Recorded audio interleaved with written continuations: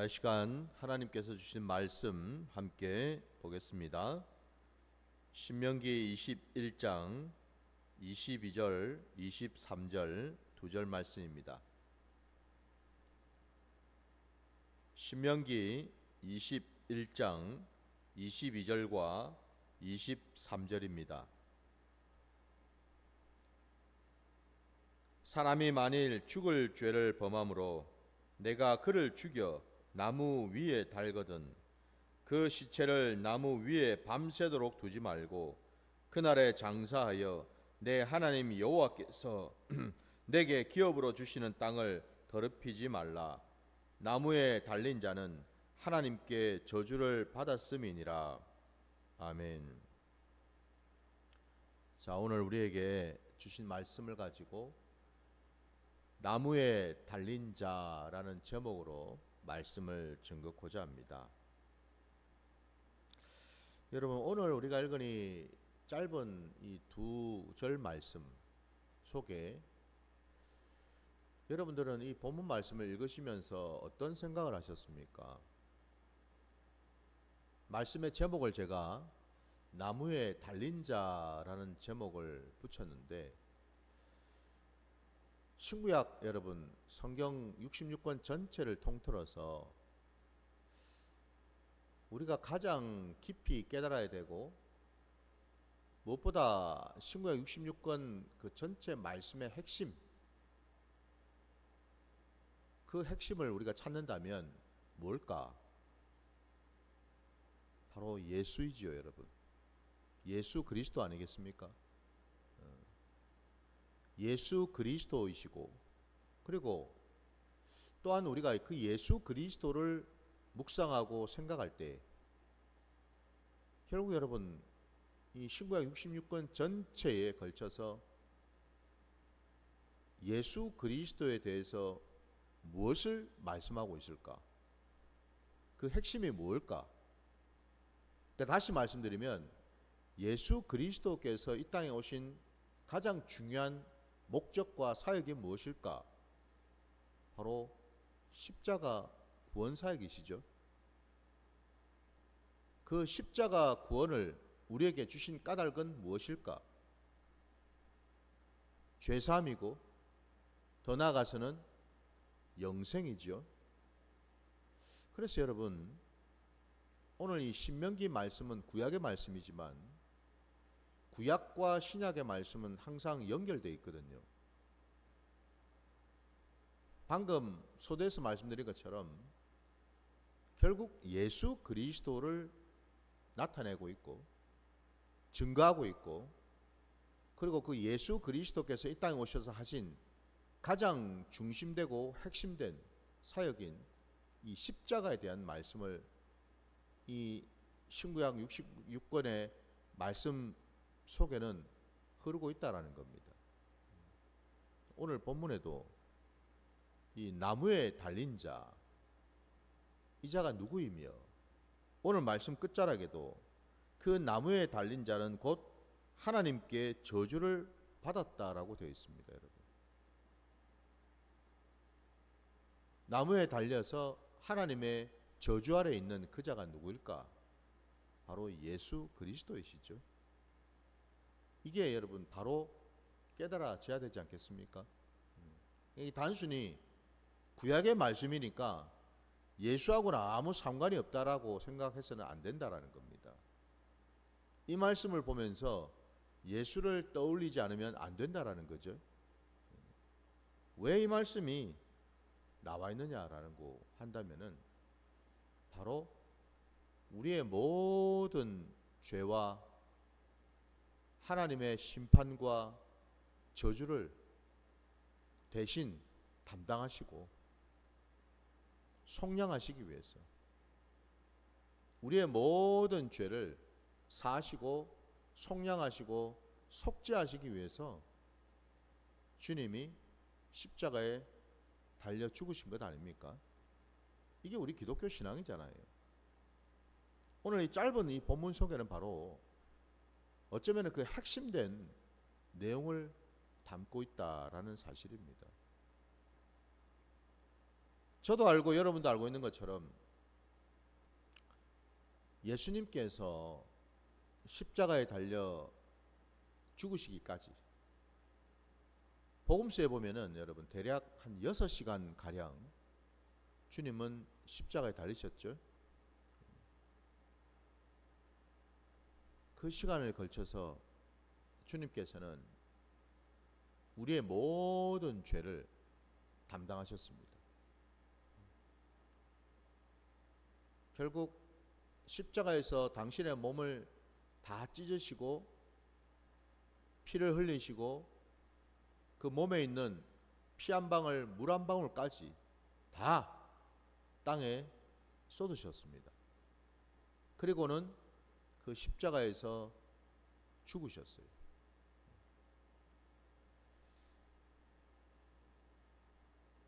십자가는 여러분 왜 중요한가? 왜 저와 여러분의 삶의 자리에 우리 신앙에 이토록 중요할 수밖에 없는가? 엄밀하게 얘기하자면 십자가라고 하는 그 형틀이 중요한 것이 아니고 바로 그 십자가에 누가 달렸기 때문에 그렇습니까? 바로 주님이 달리셨기 때문에 중요한 거죠. 그러니까 다시 말씀드리면 여러분 우리가 십자가 늘 부르짖고 그 십자가를 붙들고 있지만은 사실 그 십자가가 정말 중요한 까닭은 십자가가 중요한 것이 아니고 십자가에 달려서 우리를 위해 죽으신 모든 인생들을 위하여 죽으신 주님 때문에 그렇다라는 거죠. 우리가 아는 대로 여러분 십자가에 주님이 달리실 때에 주님 혼자 그곳에 계신 것이 아니라 주님의 좌편과 우편에 두 강도가 동일하게 십자가에 매달리지 않았습니까? 그죠? 그래서 여러분 강도가 달린 십자가도 있었어요. 진짜 죄인이 극악무도한 죄인이 달려서 죽었던 형틀인 그 십자가가 있었다고요. 근데 우리가 여러분 강도가 달린 그 십자가를 쳐다보면서 기도하고 그걸 바라보면서 감사하는 게 아니잖아요. 우리가 바라봐야 될 십자가는 주님이 달리신 십자가죠. 주님이 나 때문에 죽으셨던 그 십자가를 우리는 붙드는 거죠. 그래서 여러분 저도 여러분도 정말 우리가 주님께서 왜 이 땅에 오셔서 그 십자가를 지실 수밖에 없었는가를 오늘 이 본문 말씀을 통해서 우리가 깊이 한번 깨닫는 시간이 되기를 원합니다. 여러분 주님의 그 지신 십자가, 그 십자가는 결국 우리가 너무나 잘 알고 있는 것처럼 우리의 죄 문제 때문이죠. 왜냐하면 우리는 우리가 지은 죄를 우리 스스로 사할 수 있는, 용서할 수 있는 그 어떤 고난도 능력도 없기 때문에 그렇죠. 왜 그렇습니까, 여러분? 우리는 이미 창세 때 여러분 하나님께서 첫사람 아담을 지으시고 아담 남자와 여자를 지으시고 그들을 에덴에 있는 동산에 두셨을 때에 거기에서 하나님께 범죄를 하였지요. 죄인이 되어서 그들은 에덴 동산에서 쫓겨났습니다. 다시 말씀드리면 그들 모두는 다 죄인의 신분이 되었다라는 것이고, 그 에덴 동산에서 쫓겨나고 난 이후에 그들은 결코 자기 힘으로는, 자기 능력으로는 그 에덴 동산으로 다시 돌아갈 수 없다라는 거죠. 한마디로 그들은 모두가 다 싸움에서, 누구와의 싸움요? 마귀와의 싸움이죠. 더 나아가서는 나와의 싸움이죠. 그죠? 왜? 하나님께서 저와 여러분을 지어 주실 때에 로봇처럼 지으신 존재가 아니잖아요. 우리는 단추 누르면은 그대로 실행하고 따르는, 프로그램에 맞춰서 움직이는 그런 로봇으로 지은 그런 존재가 아니죠. 하나님은 우리에게 영혼 육을 주셨고 더 나아가서 자유의지를 주셨잖아요. 우리의 자유의지가 결국 하나님이 기뻐하시고 원하시고 하나님 말씀에 순종하시는 방향으로 나간 것이 아니고 어디로 나간 겁니까? 내 정욕으로, 내 욕심으로, 내 교만으로 나아갔기 때문에 결국 사단 마귀의 괴략에 넘어간 것 아닙니까? 그죠? 그러니까 우리가 범죄를 하는 것 자체가 여러분 단순히 마귀였던 그런 공격 때문이라고 생각해서는 안 되고, 우리 안에 있는 이 죄성, 바로 이것이 사단 마귀와 짝을 했기 때문에 결국 죄를 지을 수밖에 없었다라는 사실을 우리는 알아야 될 줄 믿습니다. 결국 나의 죄죠. 누구의 죄겠습니까, 여러분? 누구에게 여러분 책임 회피를 하고 누구에게 여러분 책임 전가를 할 수가 있겠어요? 내가 지은 죄인데. 놀랍게도 바로 실패한 모습, 우리 모두는 다 에덴 동산에서 쫓겨난 자들의 후손이었잖아요. 실패한 자들의 후손이라는 거죠. 진자들의 후손이다 이 말입니다, 여러분. 여러분, 우리 베드로후서 잠시 한번 볼까요? 베드로후서 여러분 2장 19절 한 절 말씀을 한번 보겠습니다. 베드로후서 2장 여러분 19절입니다. 그들에게 자유를 준다 하여도 자신들은 멸망의 종들이니 누구든지 진자는 이긴 자의 종이 됨이라 말씀합니다. 누구든지라고 예외가 없습니다. 모든 인생들을 다 가리킵니다. 누구든지 진자는 이긴 자의 종이 된다라는 이 말씀이 곧 하나님의 말씀이죠. 하나님 나라의 원리입니다. 하나님이 정해놓으신 법칙이다 이 말이에요. 진자는 그러니까 졌으니까 그냥 가만히 있는 게 아니고 여러분, 진자의 정체성은, 진자의 모습은 뭔가, 진자가 있으면은 이긴 자가 있겠죠, 그죠? 이긴 자의 종이 되는 것이 하나님이 정해놓으신 법칙이다 이 말이에요. 태초에 그 에덴 동산에서 누가 지고 누가 이겼습니까? 첫사람 아담과 함께하는 그 여자가 졌고, 그를 유혹했던 사단 마귀가 이겼지요. 다시 말씀드리면 저들이 에덴 동산에서 쫓겨났다라는 사실은 뭔가 그냥 단순히 내어 쫓김을 당했다라는 것으로 끝이 아니고 여러분, 그들은 실패한 자리, 더 나아가서 사단 마귀한테 종로로 할 수밖에 없는 자리에 있게 되었다 이런 뜻이죠. 왜? 마귀한테 졌으니까. 어쩌면 오늘 지금 이 신약시대 이 땅에도 예수 그리스도를 믿지 아니하고 예수 그리스도의 그 십자가의 공로를 의지하지 아니하고 그 십자가의 공로 아래 들어가지 않는다라면 여전히 그는 뭐예요? 진자의 위치, 사단 마귀한테 종이 될 수밖에 없는 그 위치에 있다라는 사실입니다. 이게 하나님의 말씀이 우리에게 가르쳐주는 바 아닙니까? 우리 역시도 이전에 그리 되었지 않습니까? 감사하게도 우리가 예수 그리스도의 그 십자가의 공로 아래 들어오도록 하나님이 우리를 불쌍히 여겨 주셔서 우리는 예수를 알게 되었고 예수를 믿게 되었고 십자가의 그 공로 아래 들어왔기 때문에 이제 더 이상 뭐예요? 진자의 모습이 아니죠. 마귀에게 매여서 종로 다는 자의 모습이 아닌 거죠. 그죠? 바로 이 차이입니다, 여러분. 이 차이. 오늘 아까 읽었던 우리 본문에 왜 나무에 달린 자가 하나님의 저주 아래에 있을 수밖에 없는가? 바로 그것 때문입니다.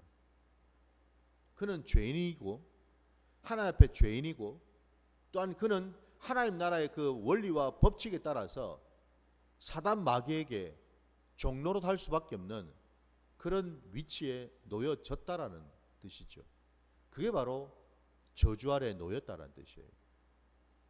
이 저주가 바로 하나님의 저주 아닙니까? 여러분 생각해 보셔요. 하나님의 그 저주를 풀 자가 누구겠습니까? 사람이 하나님의 저주를 풀 수 있겠습니까? 결코 풀 수가 없죠. 그죠?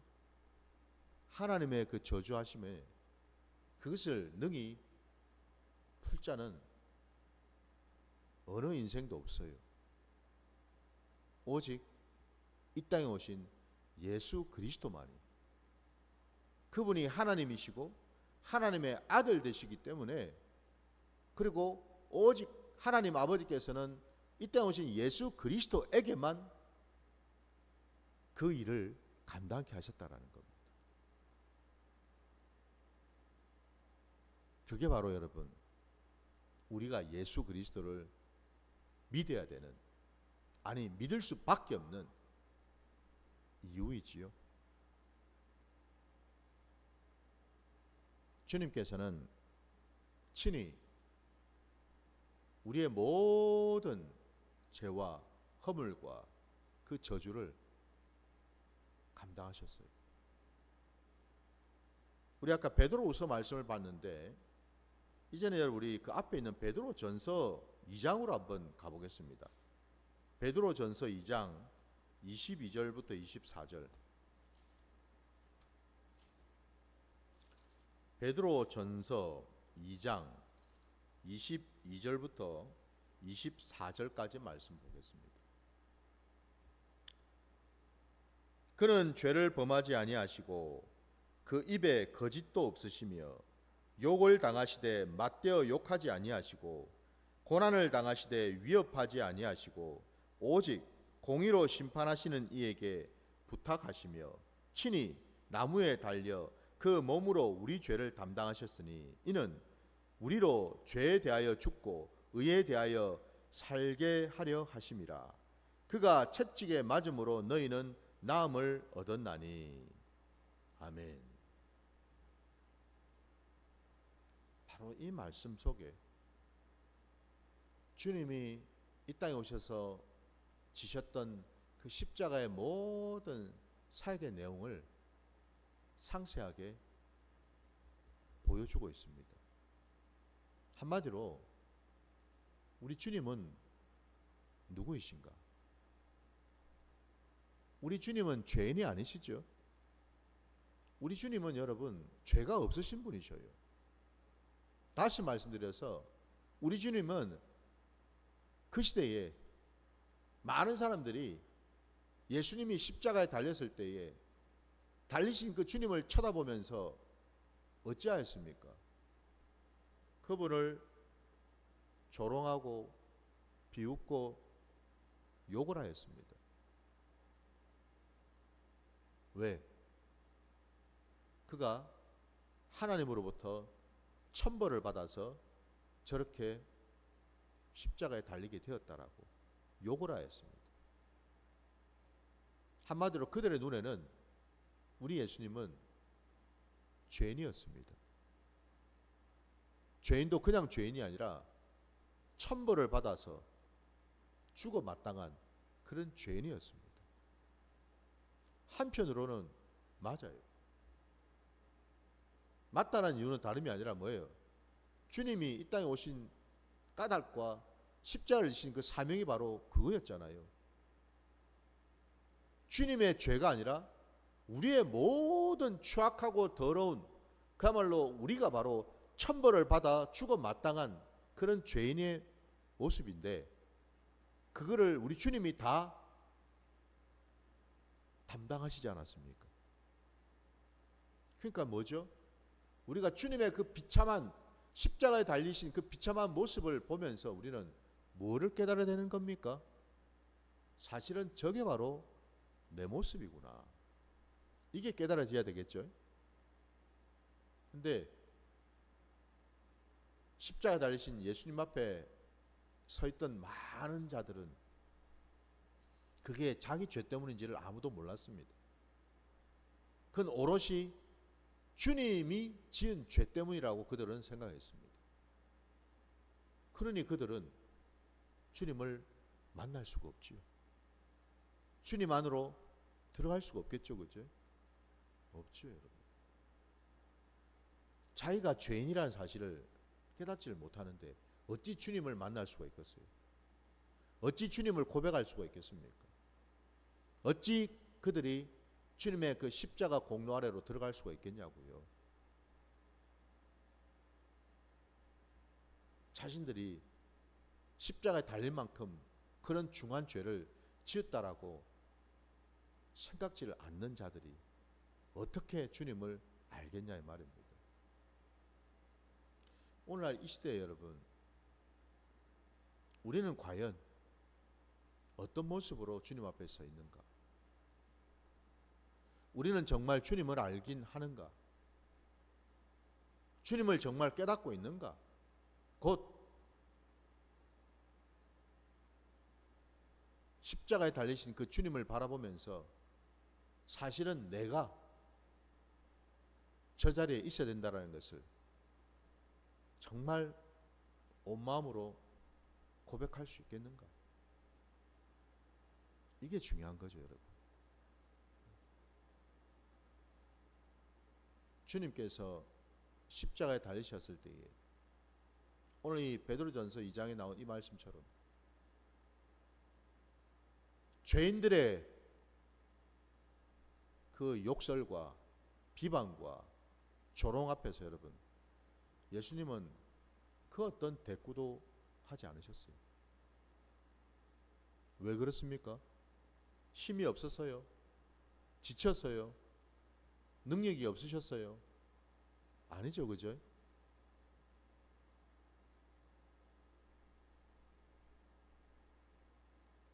주님은 십자가에 달리신 그 순간에도 사람의 반응, 사람의 소리에 귀를 기울이신 게 아니었습니다. 왜? 그건 중요한 게 아니기 때문에 그렇죠. 정말 중요한 것은 무엇입니까? 주님이 정말 그 순간에조차도 십자가에 달려 피 흘려 죽으시는 그 순간조차도 집중하시고 귀를 기울이셨던 곳이 어디입니까? 바로 하늘 아버지였죠. 주님은 죽으시는 그 순간까지도 하늘 아버지와 대화하셨고 교제하셨다는 사실이에요. 한마디로 주님은 여러분, 이 땅에 오시기 전에도 그랬고 이 땅에 육신을 입고 오신 날부터 시작해서 십자가에 달려서 죽으시는 그때까지 한순간도 하나님 아버지와 떨어져서 사신 적이 없으시다라는 사실이죠. 십자가는 뭔가 감사하게도 여러분, 주님이 달리신 그 십자가는 이제 더 이상 저주의 십자가가 아니더라는 거죠. 거기에 바로 하나님의 은혜가 머물렀고 하나님의 사랑이 담겨 있었다라는 사실입니다. 그래서 우리가 십자가를 바라보는 겁니다, 여러분. 십자가가 그냥 잔인한 형벌을 받는 형틀로만 여러분 생각한다면 어떻게 우리가 바라보겠어요? 그 잔인한 십자가를. 그게 아니고 여러분, 그 십자가에는 이제 더 이상 저주가 없어요. 그 십자가에는 오직 하나님의 은혜와 하나님의 사랑과 하나님의 긍휼이 거기에 담겨 있고 하나님의 능력이 거기에 머물고 있다는 사실을 우리가 이제는 안다라는 겁니다. 바로 그걸 우리에게 주님은 보여주셨다라는 겁니다. 구약 오늘 우리가 읽은 이 신명기 21절 21장에 나오는 저주의 자리가 이제는 은혜의 자리로 바뀌었다라는 겁니다. 믿으십니까? 이게 저와 여러분이 믿는 신앙이라는 거죠. 하나님은 감사하게도 예수 그리스도를 통하여서 우리를요, 저주의 자리에서 은혜의 자리로, 죽음의 자리에서 영생의 자리로 옮겨주신 줄 믿습니다. 빛이 없는 어둠의 자리에서 빛의 자리로 우리를 옮겨주신 줄 믿습니다. 그래서 여러분, 사도 바울이 갈라디아서 2장 20절에 고백하지 않습니까? 이제 내가 예수 그리스도와 함께 십자가에 못 박혔나니라고 말합니다. 그 고백이 어떻게 나올 수 있을까요, 여러분? 다름이 아니라 여러분, 적어도 사도 바울은 십자가의 공로와 십자가의 그 은혜를, 십자가에 담긴 그 놀라운 비밀을 깨달았다는 겁니다. 그 자리가 바로 뭐예요? 내가 다시 사는 자리이고, 그 자리가 바로 하나님의 은혜를 경험하는 자리이고, 그 자리가 바로 뭐예요? 내가 사단 마귀로부터 완전히 떨어져서 자유케 되는 자리라는 사실을 사도 바울은 알았다라는 거예요. 그래서 그 고백이 나올 수 있는 겁니다. 예수 그리스도와 함께 나도 이제 십자가에 못 박혀 죽었다라는 거예요. 그 십자가에서 죽고 내가 다시 사는 그것은 이전에 내가 십자가에 달려 죽어야만 하는 그런 죄인의 모습이 아니라 나를 위해 나를 사랑하신 예수 그리스도를 향한 믿음 안에서 사는 인생이 되었다라고 고백하지 않습니까? 바로 이 고백이 저와 여러분의 고백이 되어야 될 줄 믿습니다. 그래서 십자가는 여러분, 결론은 뭘까? 십자가는 여러분, 우리 인생의 모든 인생들의 소망이라는 겁니다, 여러분. 주님의 그 십자가는요, 모든 인생들의 한 줄기 놀라운 하나님 아버지의 빛이라는 겁니다, 여러분. 저도 여러분도 이제 그 소망을 쫓아서 그 빛을 향해서 나아가셔서 바로 그 자리에서 하나님의 놀라운 은혜를 체험할 수 있기를 주의 이름으로 축원합니다. 자, 오늘 주님께서 주신 기도로 예배를 마치겠습니다. 하늘에 계신 우리 아버지여, 이름이 거룩히 여김을 받으시오며 나라가 임하시오며 뜻이 하늘에서 이루어진 것 같이 땅에서도 이루어지이다. 오늘 우리에게 일용할 양식을 주시옵고 우리가 우리에게 죄 지은 자를 사하여 준 것 같이 우리 죄를 사하여 주시옵고 우리를 시험에 들게 하지 마시옵고 다만 악에서 구하시옵소서. 나라와 권세와 영광이 아버지께 영원히 있사옵나이다. 아멘.